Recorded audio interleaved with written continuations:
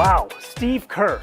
I mean, five-time NBA champion, plus 4 more and counting as a coach. What an honor it is for me to be here with you today. What has all this winning taught you about the importance of evolving and striving for success? Oh man, I don't know. I've just been lucky to play with Michael Jordan and Tim Duncan, and to coach Steph Curry and Draymond Green, and I'm not sure what it's taught me. I think I guess what I think of immediately is the importance of teamwork and being part of something bigger than yourself. And when you're lucky enough to be in the situations that I've been in, you feel that magic happen, where everybody's striving for something special and feeling valuable, but also aware that this is a big operation, and if everybody chips in, it gets fun and it gets powerful. But it's hard to achieve all that. I mean, everything has to sort of line up right, and I feel like things have lined up right for me. Well, things have lined up right, no doubt. But I mean, I think one of the keys to your success has been driving a strong culture, right? So can you talk to me a little bit about how you drove this strong culture of innovation within the Golden State Warriors, both on and off the court? Well, again, my background playing for Phil Jackson, playing for Greg Popovich, two of the all-time great coaches, they never talked about culture. I just felt it when I walked into the building every day. I felt that I was part of something unique. And what I learned from those guys, especially thinking back on it now, is just how authentic they were to their own values. And that's what we've tried to do here, is really drive a culture that's very authentic, values-driven, day-to-day operation, where the players feel when they come in to the building every day, they feel those values thriving. And to me, those values are competition and joy and mindfulness, just these feelings of we're going to go after everything. We're going to have a great time doing it. But we're gonna be mindful of how to get through the difficulty, and then in the midst of all that, if we're compassionate to each other and to the group, it allows us to function really well. And so all those values are on display every single day, but it's authentic. It's not hey, we got to pretend to be compassionate. No, that's who I am as a leader, and that's who the people I hire on our staff. That's who they are. But every one of them's competitive as hell and wants to win too. And so finding that balance is crucial, but the players have to feel it, and it has to be unique. Absolutely. So, hey, teamwork is critical. I think you alluded to it. I've heard from some of the front office staff that you had this thing called strength in numbers. Mm-hmm. And can you highlight a specific example where, teamwork and innovation came together to achieve victory for the Warriors? Well, when I took the job back in 2014, we had a really deep team, and I knew we were going to have to get everybody to buy into the fact that everybody is going to contribute, but that means when one guy's contributing, sometimes another guy's on the bench. And so I put a video together for the team. It was kind of a humorous, but hopefully inspiring preseason video. My friend Marv Albert, who I worked with at TNT in my broadcasting days, he did the voiceover, and I used that expression, strength in numbers. Obviously somebody else made that up a long time ago, but I really felt like that phrase kind of embodied who we could become. And maybe one of my proudest moments was at the end of that season when the marketing team actually took the expression. I was like, oh my gosh, it actually, and I hadn't thought of it in terms of what it means to the fans. Strength in numbers didn't just mean what I was looking for, which was, hey, the 15 guys on this team represents our strength. It ended up representing the 18,000 people in the arena every night, and it was like, wow, this really caught on much more than anything that I had ever dreamt of. So I do think some of that is just vision. Like, how are you going to be successful?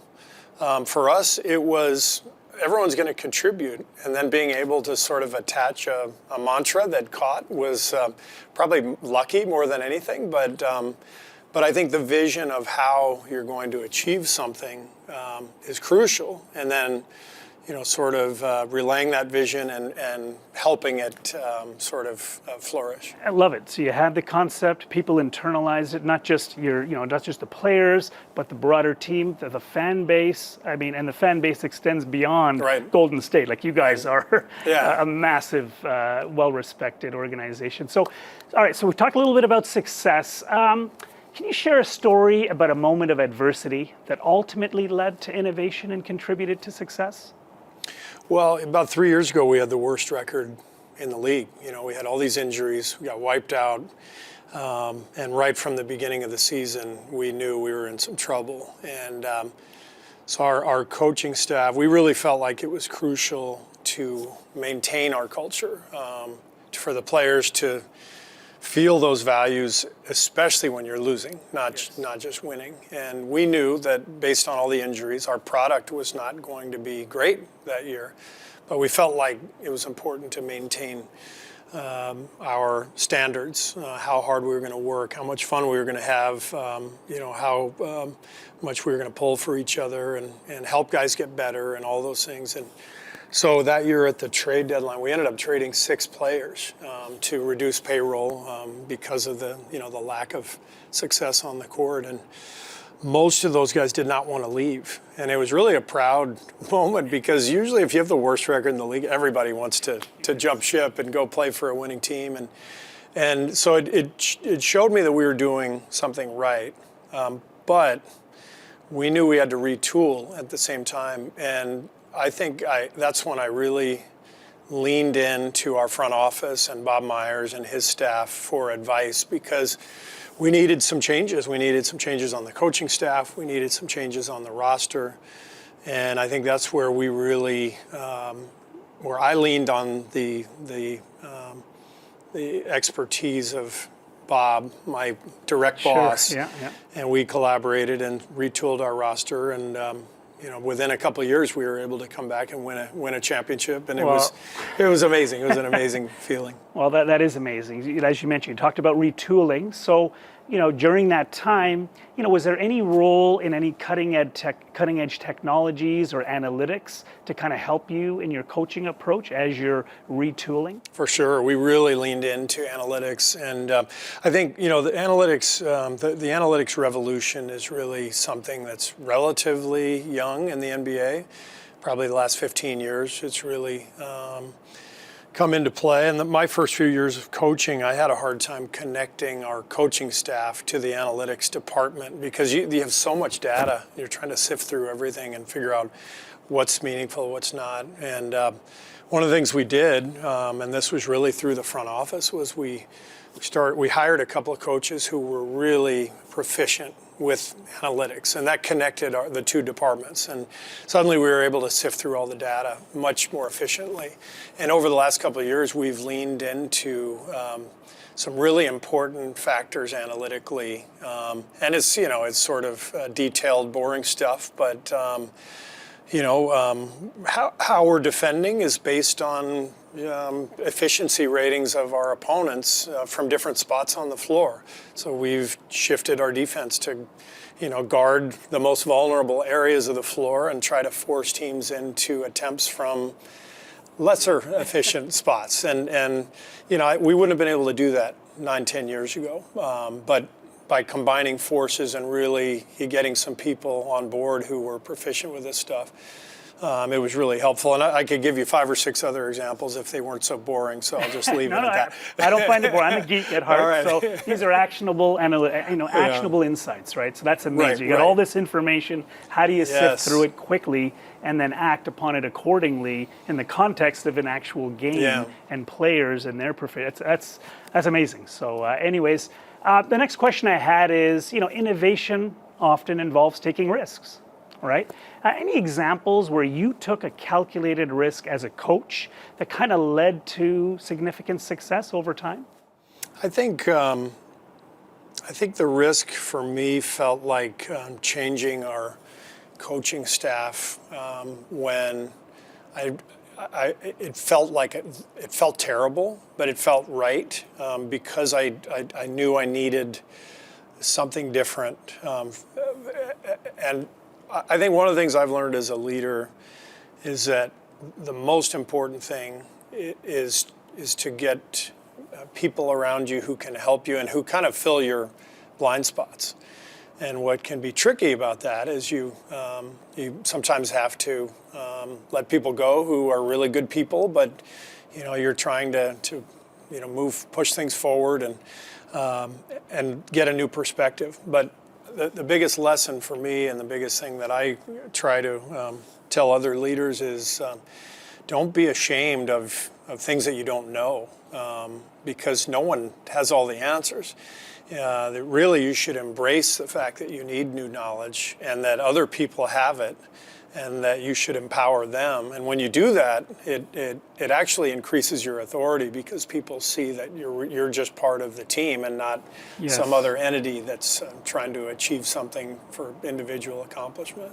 Yeah, let's peel the onion. My next question is exactly on that. So how do you inspire your team to actually embrace that change, right? And then adapt new strategies, new techniques. Like how do you get them to embrace that? You need to do it because you've succeeded, then you had some adversity, right, and now you're retooling. So how do you get them to really embrace that change? I think this year we're actually in the process of doing some of that. We're trying to cut our turnovers back. We've always been a high turnover team because we're somewhat chaotic in our style, but we like the chaos because Steph and Clay are, bombing all these three-pointers. So the more possessions we can create, the better. And so we've always played fast and loose, but we're no longer the team we were 5 years ago. Our star players are no longer in their primes. They're on the back end of their career.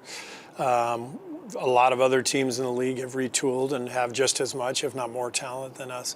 So we're trying to get our team to play a slightly different style, slightly more controlled, less chaotic. So for us, it was showing a lot of important stats and analytics. And, from the first day of training camp, here's why we need to change. Here are the areas of real weakness. And then we show highlights from last year to back those points up. And then it becomes a process of, all right, let's shape our vision for this year's team. And but we back that up with personnel moves. We want to take better care of the ball. We have Chris Paul now. There's nobody better in the NBA at taking care of the ball. So it was really a combination of showing the numbers, explaining why, and then making some personnel shifts to match all that stuff. I love that, and you touched on a lot of things, because I remember a Steve Kerr fan as a player, a 3-point specialist, right? So that was a specific role that you excelled at that role at a time in the NBA where there were 3-point specialists on every team. And then coming into Golden State with the Splash Brothers, I mean, wow, you revolutionized the game. Now everybody's shooting threes, and the game became so much more exciting. You guys innovated that, absolutely. You guys brought that on. You got your championships. Others picked up on that as well. So now, so constant innovation, always looking for the next big thing and evolving, and bringing Chris Paul. Like, wow, that's the experience, like a floor general to kind of take that to the next level. Amazing. So, speaking of that, how do you encourage players to think outside the box and bring new, fresh ideas to the game? Because, like you said, your success is being replicated and copied. So now you gotta bring in new ideas. So how do you do that? Well, for me, I've always been a collaborator by nature, and from my first year coaching, during timeouts during the game, I would sometimes just say to the players, "What are you seeing out there? What do you feel?" Because we can draw up all the strategy we want on the board, but they have to actually execute it. And so at key times during that first year, I might come into the huddle and say, all right, let's do this X, Y, and Z. But what are you guys feeling? And Draymond, Steph, say, hey, this is what we're seeing. Let's do it this way. And I go, let's do it. You guys, because they have to feel that empowerment. And when the ideas came from them, it actually was more powerful. And And I think they recognized, too, that they had a stake in all this.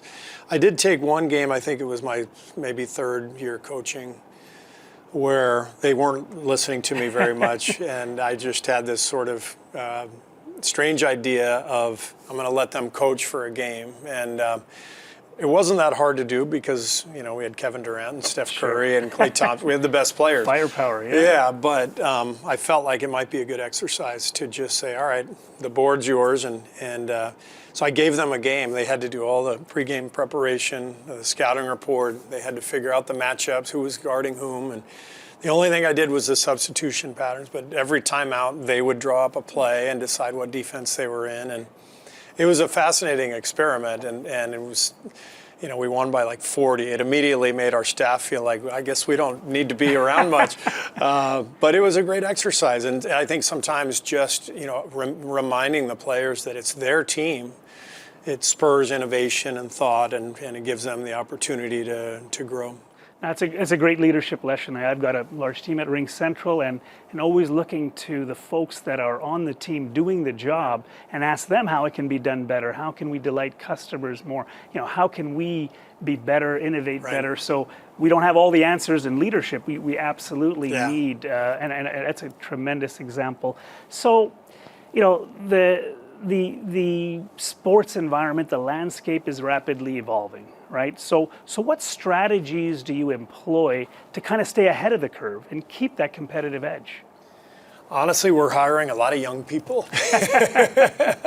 I really believe that the young people have the innovation in their heads because they have the advantage of seeing what's already been done. But we have the disadvantage as older coaches, people who've been around the game for a long time, of being set in our ways a little bit. And we're hiring a lot of young coaches who are really thoughtful about analytics and also how to teach the drill work that we do on the practice floor. And the game evolves, everything evolves, right? The only way it evolves is with new ideas, and usually new ideas come from younger people because they're looking at things from a different standpoint.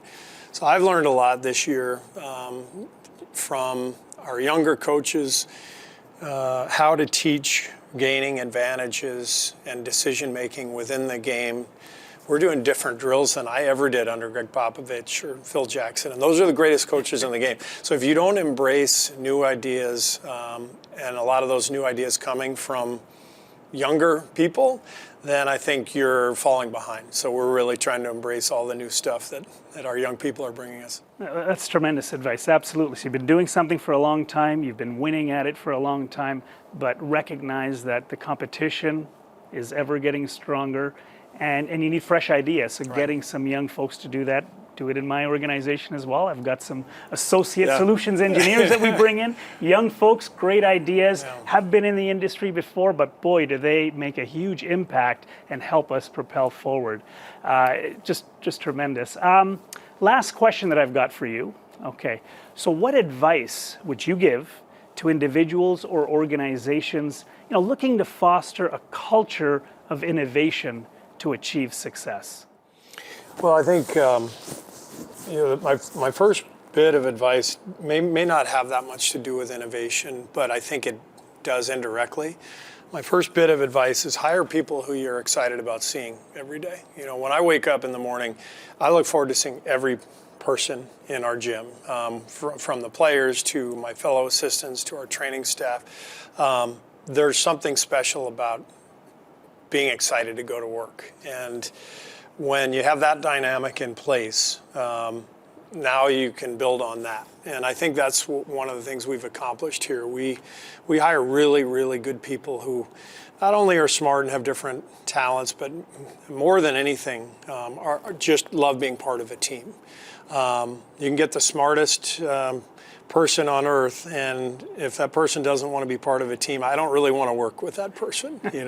So that's the first thing. And then I think there needs to be a chain of command, but I think there also needs to be respect for the next generation that's coming. And if you can find that right balance where the young group understands, like you have to have structure, and you have to have leadership, and certain people have to make really difficult decisions. But at the same time, those leaders are embracing the new ideas and collaborating, and they feel that, and everybody feels that every single day. Naturally, you just start to build momentum, and to me, that's where innovation comes, because a group of people together are always going to come up with more and better ideas than one person sitting alone. True. So then that comes back to your strength in numbers again, right? Having the collective strength of the individuals, and then, as you mentioned earlier, empowering folks to help in the decision. But it can't be anarchy either. Right? There's got to be control, 100%. They got to know that I'm in charge. You know, 100%. They really do. But if they understand that I'm empowering them, and I'm not only empowering them, but embracing their ideas. But they need to know that I'm making tough decisions, and that is not an easy thing to do. And, someday you're going to be in this seat, and you're going to realize, man, this is, some days are really tough in that regard. But I think when there's that kind of awareness and sort of collaboration and a good vibe in the building, I think that's where the innovation comes from.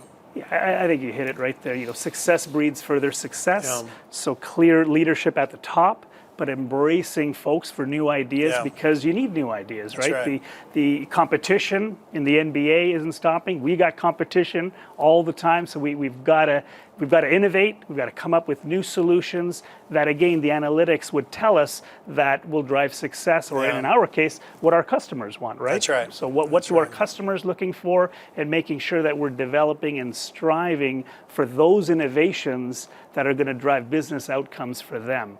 Ultimately, you delight your customers, or you delight your audiences, right? Your sports fans. That's right. And you're going to have success. Yeah, and leaning into your values during the difficult times is what I keep thinking of. When I think of how sports translates to business and any other collaborative effort, because nobody wins every game. Nobody wins every year.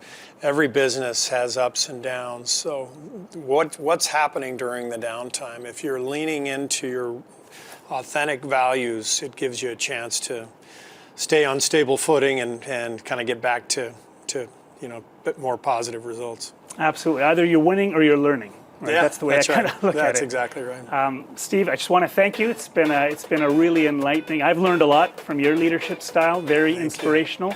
I want to thank you for your time. Appreciate it.